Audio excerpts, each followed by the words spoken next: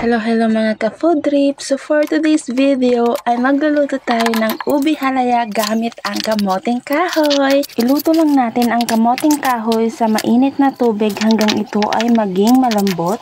Pagkatapos ay durug-durugin natin ito. At dahil nga kamoting kahoy ang aking ginamit, gumamit nga ako nito ng food coloring para naman magmukha itong ube.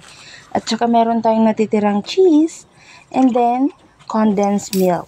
Ayan guys, so una nilagay ko ang food coloring, pagkatapos ay ang condensed milk. Agad-agad ko ang nilagay ang durog na kamoting kahoy, pagkatapos nito ay hinalo-halo ko siya hanggang ito ay ma-mix ng mabuti. Halo-haloin lang ito hanggang ito ay maging malapot, pagkatapos nito ay iserve na natin. Ayan guys, so nilagyan ko siya ng cheese na toppings para naman mas masarap. Ayan, kain po tayo!